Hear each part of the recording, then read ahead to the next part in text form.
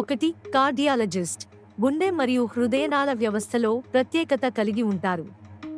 2 dermatologist, చర్మం, జుట్టు మరియు గోళ్ల సంబంధిత సమస్యలపై దృష్టి పెడుతుంది.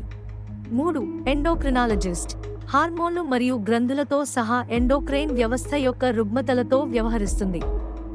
4 గ్యాస్ట్రోఎంటరాలజిస్ట్, జీర్ణ వ్యవస్థ మరియు సంబంధిత అవయవాలలో ప్రత్యేకత కలిగి ఉంటారు. 5 హెమటాలజిస్ట్, రక్త రుగ్మతలు మరియు పరిస్థితులపై దృష్టి పెడుతుంది. 6 న్యూరాలజిస్ట్, మెదడు మరియు వెన్నుపాముతో సహా నాడీ వ్యవస్థ యొక్క రుగ్మతలతో వ్యవహరిస్తారు. 7 ఆర్థోపెడిక్ సర్జన్, ఎముకలు మరియు కీళ్లతో సహా మస్క్యులోస్కెలెటల్ వ్యవస్థలో ప్రత్యేకత కలిగి ఉంటారు. 8 ఆప్థల్మాలజిస్ట్, కంటి సంరక్షణ మరియు దృష్టిలో ప్రత్యేకత కలిగి ఉంటారు. 9 ఓటోలారింజాలజిస్ట్, ఈఎన్టీ, చెవి, ముక్కు మరియు గొంతు యొక్క పరిస్థితులతో వ్యవహరిస్తారు. 10 పెడియాట్రిషియన్, శిశువులు, పిల్లలు మరియు యుక్తవయస్కుల వైద్య సంరక్షణలో ప్రత్యేకత కలిగి ఉంటారు.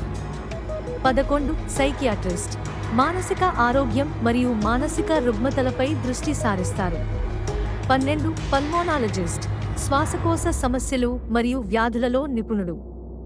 13 రుమటాలజిస్ట్, కీళ్లు మరియు మూదు కణజాలాలను ప్రభావితం చేసే ఆటో ఇమ్యూన్ మరియు ఇన్ఫ్లమేటరీ డిజార్డర్లతో వ్యవహరిస్తారు.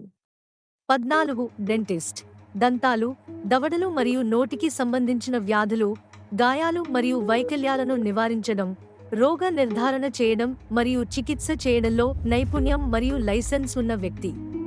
15 యూరాలజిస్ట్, మూత్రనాళం మరియు పురుష పునరుత్పత్తి వ్యవస్థలో ప్రత్యేకత కలిగి ఉంటారు. 16 జనరల్ సర్జన్, అనేక రకాల పరిస్థితుల కోసం శస్త్రచికిత్సా విధానాలను నిర్వహిస్తారు. గుర్తుంచుకోండి, వైద్యంలో అనేక ప్రత్యేక రంగాలు ఉన్నాయి మరియు ఇవి కొన్ని ఉదాహరణలు మాత్రమే.